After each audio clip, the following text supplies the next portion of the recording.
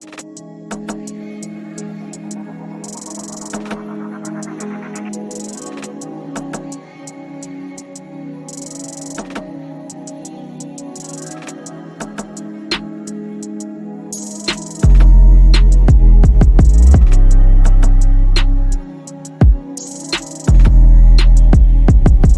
right, y'all. We back with another video, man. Y'all already know what's going on. All right. Now, some of y'all might have seen this going around already. This is T Wayne, and he talks about when you sign to a label, you have to sell your soul. Now, I'm pretty sure some of y'all probably know who he is, if not most of y'all, but he had a hit a long time ago. That was what, a decade ago now. I think it was called That Nasty Freestyle. Got like 250 million views on YouTube. I guess you call him a one-hit wonder, right? Most people probably know who he is. Um, really young folks today probably don't really know who he is like that, right? This comes from his TikTok. And he talks about when you sign to a label, how you have to sell your soul.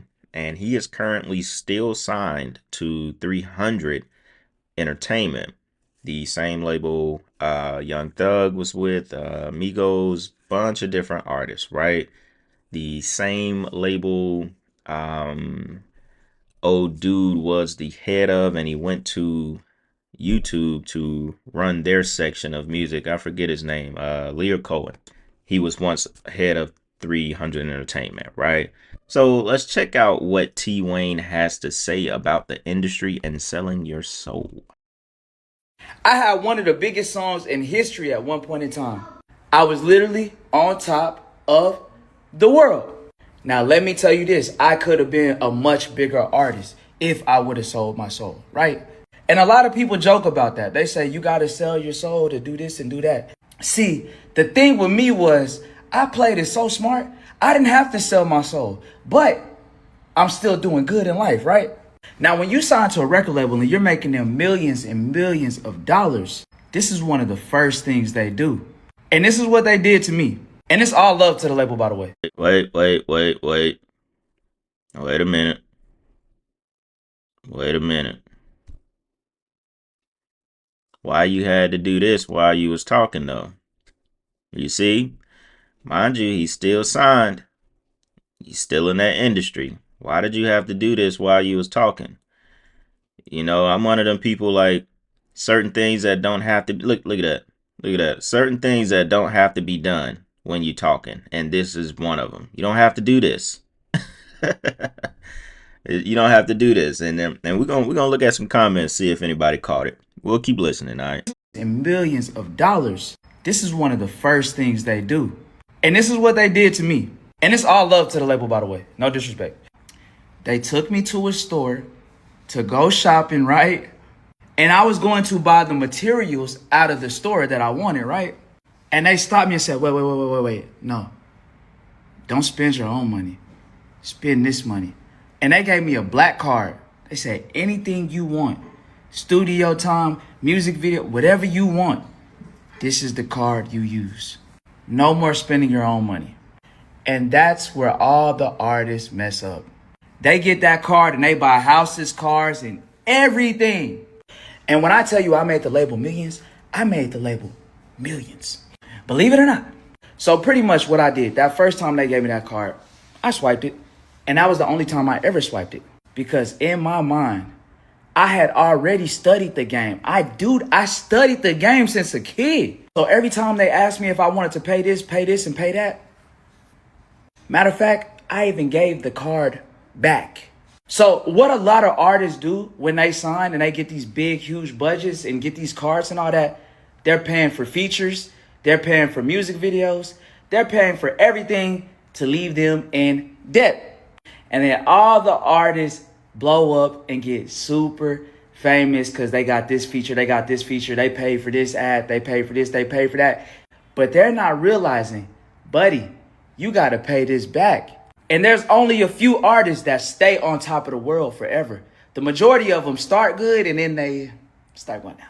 So after they spend all that money, there's no way to pay that back, right? But see, the thing with me was I never spent the money.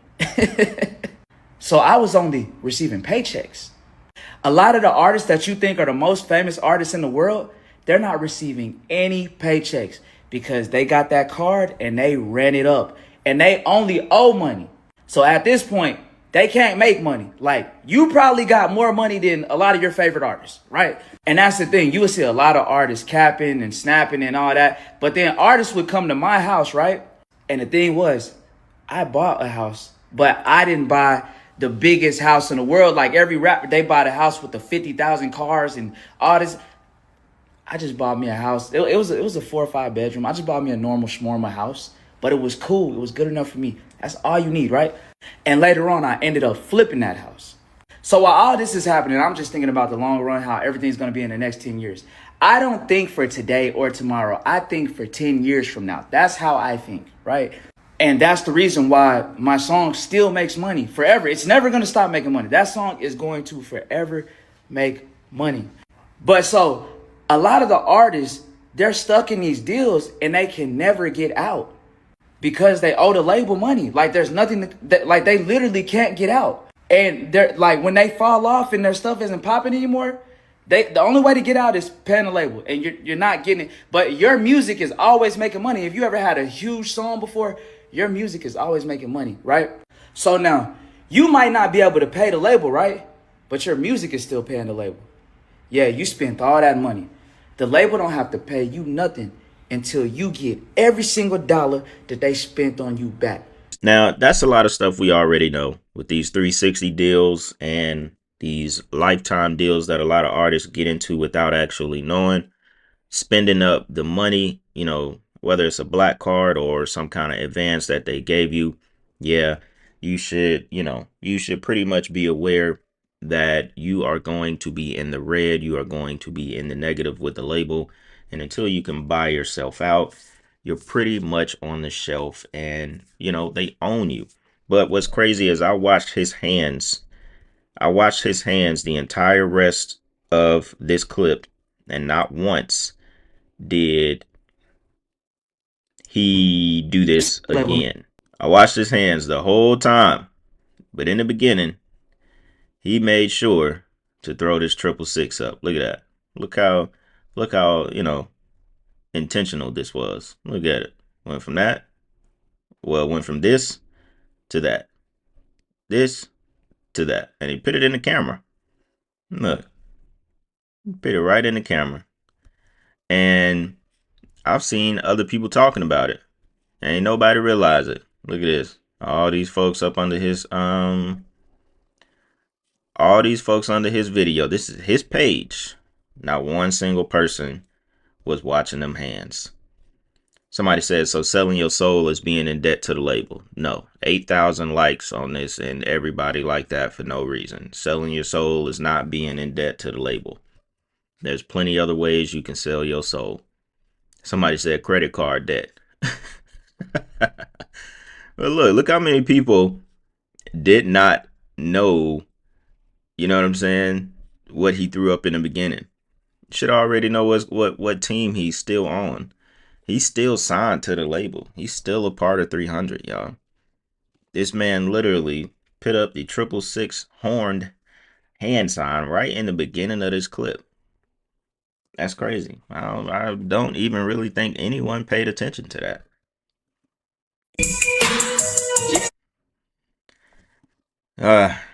Man.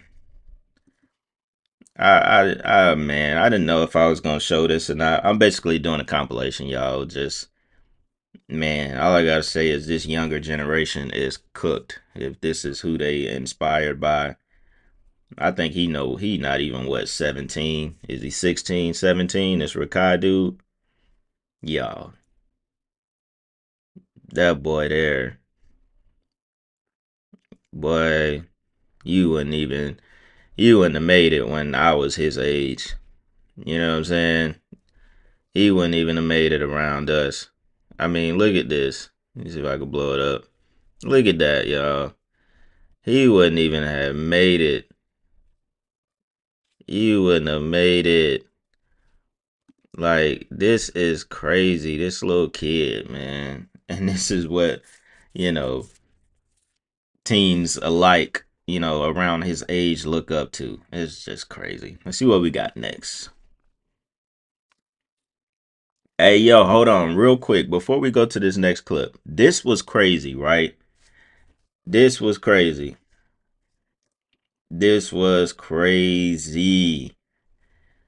So, this was a Fat Joe song, right? Jealous One's Envy. It said, yo, I'm that ninja that'll kidnap your little ones, take them home, F them good, then send them back to you in bandages. Yo. Lock them up.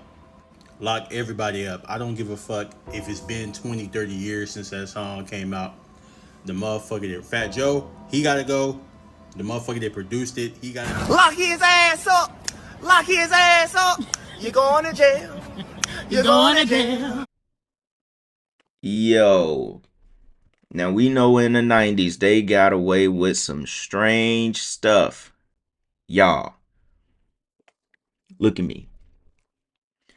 Fat Joe said, I'm that ninja that'll kidnap them little ones, take them home, do them good, and send them back to you in bandages?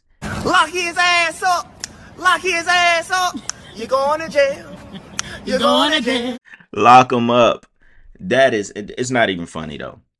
Seriously though, it's not even funny. That's crazy. He need to go to jail today for that song right there. That's just crazy. That shit don't make no sense. Let's see what we got next.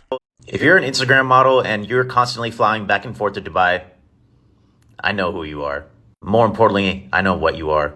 I was at a pool club and I saw this super pretty woman sitting alone by the water. And one thing about me, I'm going to shoot my shot, respectfully, of course. And this woman is obviously way out of my league. I'm talking about this shot is coming from the parking lot, not even on the same court. So I walk up to her, we start talking. She's actually really sweet. Like, she's down to engage in a conversation. So, we get the regular stuff out the way. Where are you from? And I float the idea that we should go on a date. And she goes, you can't afford me.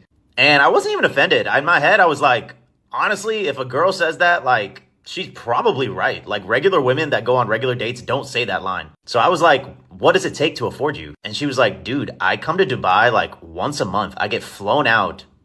I don't pay for a single thing. I stay in the best hotels. I go to the best restaurants and to the best clubs. I have tables all the time. I go see private DJ sets.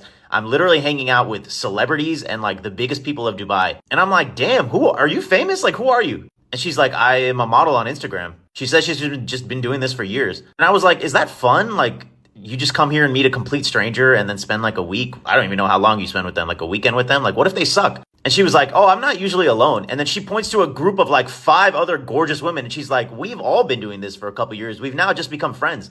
And I was like, so you guys just come here, party, and then go home? Nothing else? And I'm kind of hinting towards like, what is going on here? And she doesn't really say it, but she's like, other stuff happens too. So I was like, okay, this super famous or super rich Dubai guy flies you out. You hang out with him. You eventually have adult activities with him. And then you just go home. And this happens over and over again. And she was like, yeah, this is my life. Like, it's fun. So eventually I say bye and I leave. But I learned a lot. Before, if I had said anything about people going on Dubai trips, it would just be a baseless like comment. And now I have from the source, from an Instagram model who fucking told me about her friends. And we all know what these girls is going to Dubai for. And it ain't just about selling themselves. They over there going through some of the worst rituals. And somebody said the game is humiliation. Exactly. They over there getting peed on, getting boo-booed on, all kinds of sex magic that goes on over there in Dubai with them rich dudes. Somebody said she's in the poop shower parties for that treatment. All of it. I mean, I think, they over there on the Sodom and Gomorrah type of time in Dubai when it come to, just completely, man. We know what's going on in Dubai. Let's just say that because they do it with a lot of your famous artists and you know, actress, all kinds of people from the industry. They go over there and they get that check. This video had like 6 million views. That's why I was like, let me just show this video. But we already know what's going on. But I'm gonna tell you, bro, being a bodyguard for certain people, the talent will show up to a place for a video shoot. Everything is already laid out. The talent will have no idea that they're in a ritual. Sometimes they change the flooring digitally. When they showed up, they wasn't standing on a pentagram, but when the video come out, they are. I've seen that happen. And then you got some people, when you show up to the video set, you see a weird lady there, and they offering you help. And I've seen an artist before say, listen, y'all offering me this help, but I'm not gonna give up anything for y'all to help me. And they said, well, good luck to you, young man. And his album never even came out after that. Now we know Big Homie CC, he exposes a lot that has to do with the industry. Been around a lot of different artists as their security. And that was something I never actually heard before, but it makes a lot of sense as far as a lot of the artists not actually knowing that they're stepping into a ritual. Now that part we know. A lot of these artists, really most artists, you get a lot of rappers that come from nothing. They don't know anything about the stuff. They sign that paper. They want to make money. They want to be famous. Now, the part that was very interesting was that he said sometimes they'll change the floor pattern, during the edit and put a pentagram or put the white and black checkerboard floor. I said, you know what? That's actually crazy. I've never heard that, but it makes a lot of sense because, just like he just said, some of them may be like, nah, I'm not down with none of that. And they like, all right, cool. We'll see you later. So they put this kind of stuff on you intentionally. Really, it's not even for the artist, because if they're changing it digitally, the artist is, you could think about it as like a portal wise, but mostly it's for the viewer.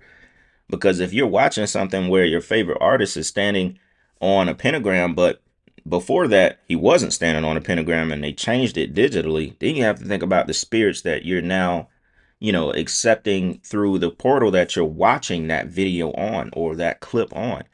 I was like, damn. I never heard that. That makes sense, though. I wouldn't be surprised at all if a lot of this stuff is being changed digitally after the video was done and they're making edits and so on, because someone may have not been down with actually doing it during the video. They said, okay, cool. We'll just change it. You know what I'm saying? We'll just change it during the editing process. Like somebody said, the devil is so sneaky. Exactly. He's gonna get you, whether it's whether you're willing or not. I thought that was interesting right there. Somebody said checkerboard. Yep. That makes sense. A lot of the times they may be actually doing it after, you've already participated, and they're putting these symbols during the editing process. So either way it goes, the message, the symbolism gets across. That's crazy, y'all. So yeah, man, we'll go ahead and wrap this one up. Y'all already know what's going on, man. We'll be back with another video tomorrow. Just wanted to get on here and react to a couple of things after that video we did yesterday about the documentary. That being said, y'all, it's Black Balloon, and I'm gonna see y'all soon. All right, I'm out.